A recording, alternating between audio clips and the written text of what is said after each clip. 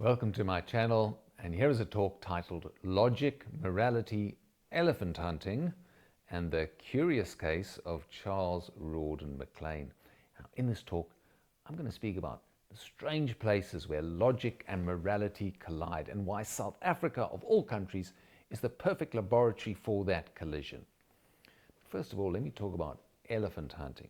I came across a book, A Hunter's Life in South Africa. It was published in 1815, written by Gordon Cumming, a Scots nobleman, a squire of Eltire, an estate held by Clan Cumming for over 800 years now. Let me give you an excerpt from the book. Cumming writes, "On this night, a terrible tragedy was to be acted in my little lonely camp, of so very awful and appalling a nature as to make the blood curdle in our veins." Cumming describes how a lion attacks his camp, drags off one of his men, Hendrik, and devours him. "Poor Hendrik! I knew the fragments of that old coat. Hendrik was by far the best man I had about my wagons, fearless in the field, ever active, willing, and obliging." Well, Hendrik was a coloured wagon driver to whom Cumming felt a certain affection. And in a genuinely moving tribute from a hard-bitten hunter, Cumming writes, "I felt confounded and utterly sick in my heart.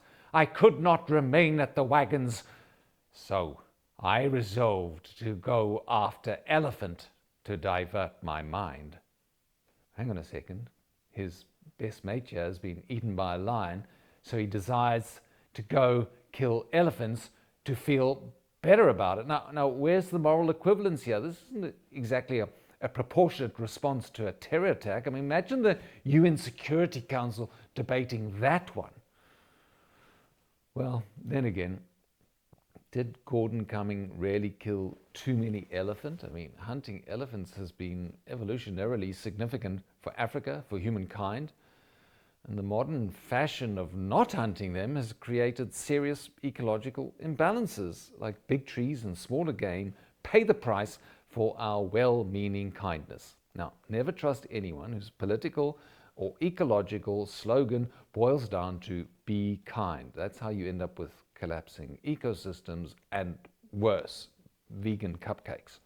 Now, I recently spoke to Dr. David Cumming. Now, he's a leading Zimbabwean ecologist, a distant relative of Gordon Cumming. Now, Dr. David, he spends his time convincing Western do-gooders that controlled elephant hunting could fix a host of ecological and social problems, like, for example, the demise of the African wild dog, who are endangered thanks to elephant. But elephants make perfect cartoon characters and come with matriarchal credentials, so they enjoy ironclad protection from the Western Wildlife Lobby.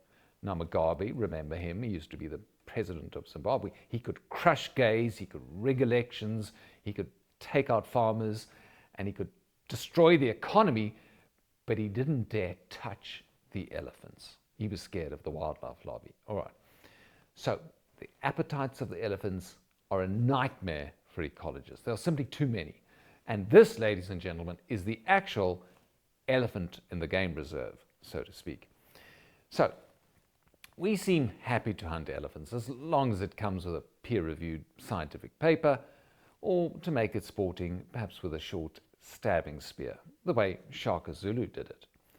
Now, not only did Shaka Zulu hunt elephant with a spear, he was devoted to his mother and he was circumcised.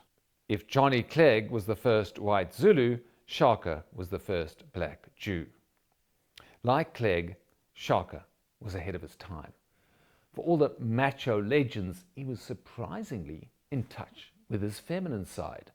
Now, contrary to popular belief, the Zulu kingdom wasn't built by spear alone. It was built on language. Shaka forged various Nguni dialects into the rich, mellifluous, poetic isiZulu that still dominates much of South Africa today. History is made by the male pursuit of war and conquest? Rubbish! It's powered by the female pursuit of gossip. You got it. Gossip is more powerful than bombs. No language facilitates family gossip quite like Zulu, with its glorious vocabulary for relatives. Umakoti, wife of one's sister's son. Umalume, that's your mother's brother and part-time family diplomat.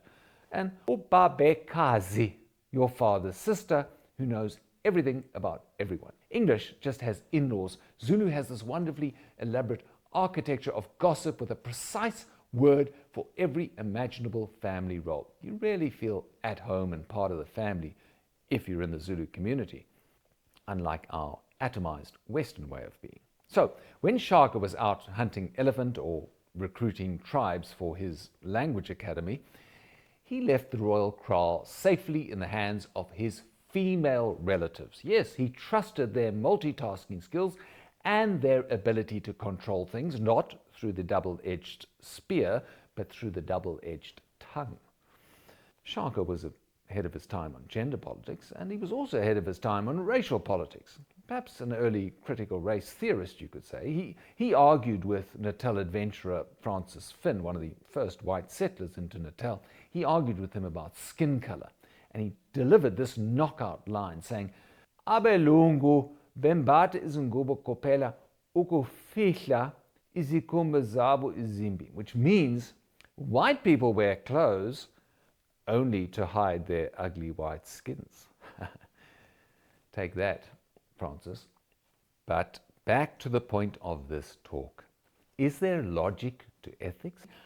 How do we respond better in that dangerous gap, the moment between justified rage and unjustified bloodletting, between a lion eating your favorite wagon driver and your urge to go massacre elephants, or, in Shaka's case, between your mother's death, the justified grief thereof, and deciding to kill 1,000 people plus an elephant? Now, this question has haunted one of the finest logical and moral minds of the 20th century, Bertrand Russell. Russell helped found modern logic, the same logic, by the way, that underpins all mathematics and our digital world of computers and bits and bytes and so on. He did so with Alfred North Whitehead, producing the 2,000-page work of genius Principia Mathematica. Now, it took them 80 densely typed pages to prove that 1 + 1 = 2. So, after conquering mathematics, Russell turned to something far harder than mathematics, which is, of course, ethics. Before the First World War, witnessing a friend's terrible suffering, Russell had a mystical collapse, and he writes about it. "Suddenly, the ground seemed to give way beneath me, and I found myself in quite another region. Within 5 minutes, I went through some such reflections as the following. The loneliness of the human soul is unendurable. Nothing can penetrate it except the highest intensity of the sort of love that religious teachers have preached. Whatever does not spring from this motive is harmful or at best useless.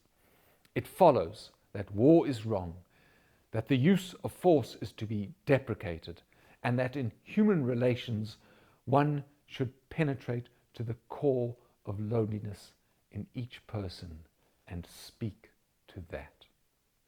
Well, beautifully put. The First World War shattered Russell's illusions. He was horrified not only by the slaughter of the First World War, but by how eagerly ordinary people welcomed the war.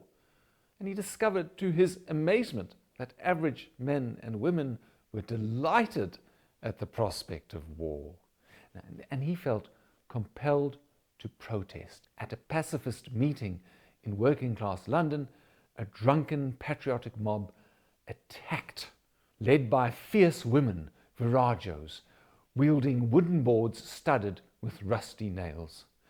And one of the pacifist ladies tried to protect Russell from these viragos, and she went up to an officer to ask them to defend him. But of course the police officers shrugged. But she protested further. "But he is an eminent philosopher." Well, they shrugged another time. "But he is famous all over the world as a man of learning." And they shrugged it off again. Finally, "But he is a second cousin of the Duke." Only then did they rescue the noble philosopher from death by rusty nails. With hindsight, Russell earned that beating. He was right about the war, about nuclear proliferation, about Bolshevism, about women's rights, minority rights, gay rights, children's rights. He was right about the whole liberal shebang of values that we now take for granted. But most importantly, he was right about 1 + 1 = 2. Now, let's consider another man morally ahead of his time and the main subject of this talk, Charles Rawden Maclean, better known as John Ross. On Durban's Margaret Mcardie Avenue, formerly known as the Esplanade, stands his statue, a ragged adolescent boy with spear in hand who walked 600 kilometers to Delagoa Bay, that's Maputo in Mozambique, for supplies. Now, it's 1825, Port Natal, which would later become Durban, of course, the city of Durban. And Maclean arrives on a shipwreck on the brig, the Mary. And on the first night in those mangrove swamps that actually still exist in Durban, one of the crew members is taken out by what they call a tiger. Tigers in Africa, so it was probably a leopard or a hyena. This place is totally wild. And this crew of the brig Mary stays in Port Natal with the few whites that are there, with coloured and African servants and concubines in the rudest and roughest of conditions.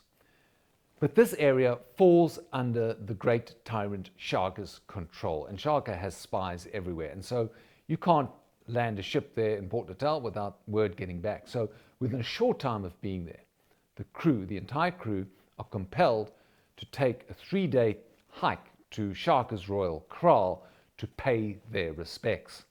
So soon enough, the shipwrecked crew, including the 10-year-old red-headed Scot, meet the fearsome king. And once they arrive, awed by displays of thousands of warriors brandishing spears in murderous synchrony, one of the crew had the bright idea of giving Shaka a song and dance routine. I'm talking about a full Jamaican calypso number, complete with bongo drums and coconut hair costume and darkened face.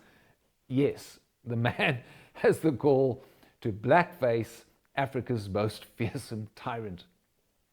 Now, amazingly, Shaka didn't impale him, the preferred method of execution at the time. He didn't even kill him or cancel him. To the contrary, he was so tickled by the show that he fell off his rimpy stool laughing, demanding encores. Now, after a few days of staying with the great king, the great chief of the Zulu, it's time for the little crew of a dozen or so men to head back to Port Natal with 6 months' worth of provisions. And you can imagine the crew saying their goodbyes. Sir Salani Gartley, great one, we will take your messages to King George and tell him your greatness stretches from the Pongola to the Umzimkulu, from the Ukuhlamba, that's the Drakensberg, to the Great Ocean. And you can imagine Shaka's reply. Yebo, abelungu, ulwandle ulukhulu lapho uphuma khona ntante njegodoti phezu kwamanzi, which means, yes, white people, the great ocean from whence you came floating like scum upon the water. Even back then, the KZN beaches had their problems, huh? And Shaka continues, Ngini dedele nonke ngokuthula. I let you all go in peace. Ngaphandle komfana onizinwele ezibomvu. You can all go in peace except the boy with the red hair. Now imagine the crew. Well, I guess he's saying we can all go, except that's you, Charlie, John Ross. Congratulations, you've just volunteered to stay with Shaka. Remember to write, see you in 3 years, love you, bye. Poor Charles Rawden Maclean, he's only 10 years old. He's a child of the Enlightenment, quite literally, suddenly alone in Hobbes's state of nature. And his poor little heart sinks at the horror of being left alone in the midst of this wild and terrible scene, cut off from all communion, all intercourse, and even the sight of civilization. as he would later write about the incidents. But now, let's pause and consider this trigger moment of moral clarity. Example 1. You have drunk women beating you with boards covered in rusty nails. You're the world's greatest logical/moral philosopher, and the police only rescue you when they learn you're the second cousin of the Duke, and there are no elephants in sight, and you are saved by aristocratic nepotism. Example 2. You're a 10-year-old Scots kid, a literal child of the Enlightenment, and now you're in Hobbes' state of nature. You're the only one who can read and write, who believes in the Bible, in law, in civilization, for hundreds of miles around. Was Jean-Jacques Rousseau right, that man is born free, yet everywhere he is in chains? Or was Hobbes right, that life in the state of nature is solitary, poor, nasty, brutish, and short? Here's the amazing thing. Despite his early terror, Charles Rawden Maclean becomes a beloved celebrity in Shaka's royal court, and in fact in the entire Zululand. Villagers ululate at the sight of him. Great warriors protect him with their lives, and the greatest warrior of all, Ushaka, adores his little ginger mascot, even turning to him for advice. Now, John Ross, aka Charles Rawden Maclean, stays nearly 3 years, much of that time with Shaka, witnessing the Zulu kingdom at its height and at its murderous grief. Yes, this was during the horrible time when Shaka turned on his own people, killing them by the thousand to expunge his grief at the death of his beloved mother, Nandi. As Maclean later wrote, I can recall the day when my feeble voice, raised in the distant wilderness of Africa, stayed the bloody hand of a relentless executioner from destroying many innocent victims.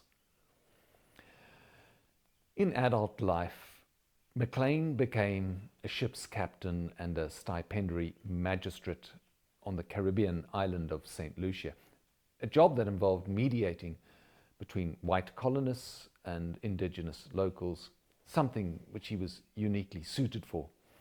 And he kept speaking out against atrocities committed against the Zulu. He was particularly peeved at the way the Boers treated them, writing in 1875 in an article for a nautical magazine, "The cruel and bloody aggressions of the Boers on the natives have engendered feelings of hatred and retaliation. Many years of kind treatment will be required to blot out the atrocities perpetrated by people professing the doctrines of Christianity." Well, ain't that the God's honest truth? Kill the Boer? Anyone? Now, our liberal humanist order in South Africa ultimately rests on fragile, beautiful events like Charles Rawden Maclean's unlikely friendship with Shaka Zulu and the good faith shown to this red-headed, vulnerable Scots boy by the Amazulu, whom he called the most cheerful and happy people of which I have had any experience. So, let us conclude our moral tale about logic and ethics, which holds an important lesson for liberalism. Gordon Cumming, the great killer of elephant, was touchingly attached to his wagon driver Hendrik, but if you were an elephant, you wouldn't exactly call him a liberal now, would you? Bertrand Russell was the archetypal liberal. He shaped the very mould of 20th century liberalism, yet by his own admission, there was nothing particularly logical about his moral commitments. They sprang largely from his mystical nervous breakdown in which he glimpsed the aching vulnerability of the human condition.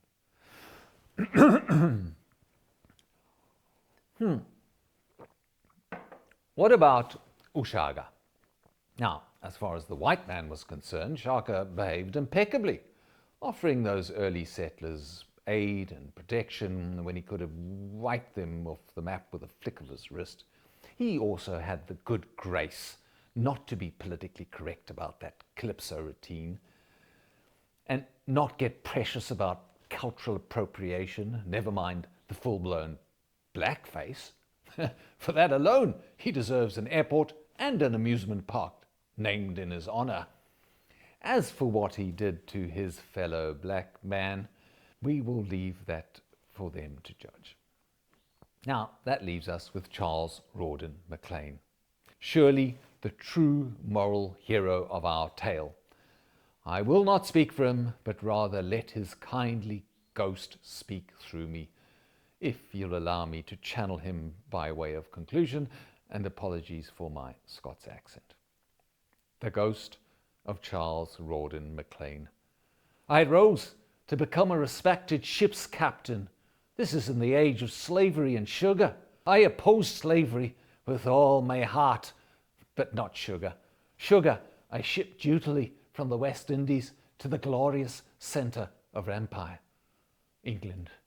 In God, empire and sugar, alas, I trusted. No, let me rephrase that. I'm proud of what I did for king, for country and for family. If my cause overstimulated the palate of a bored imperial elite, fueling their heretical musings, then let God judge me. I stood for the best of empire, its compassionate heart, its subtle renderings of the holy word, in whose name I invoked the genius of universal emancipation, that which has set her foot in every land, below which slavery must be forever trodden down. I am grateful that today the rights of all members of the human family have been vindicated, and that, as I prophesied, the pseudo-Christianity that reduces native Africans to the condition of the brute creation has lost ground, and hopefully forever. As a callow Scots lad, I raised my voice against the blood sacrifices of Ushaga. I did it to his face. On whose authority was I doing that? Well, on the authority of the Christian God. The same God, supposedly, the Boers honoured when they defeated Dingaan. No, not quite the same. My God is the Christian God of pity and progress, mercy and science. But never mind your duty to God. I leave that to your conscience. You have a duty to me and to all those who came before, to redeem our sacrifices, to emulate our encouraging, adventurous, masculine spirit.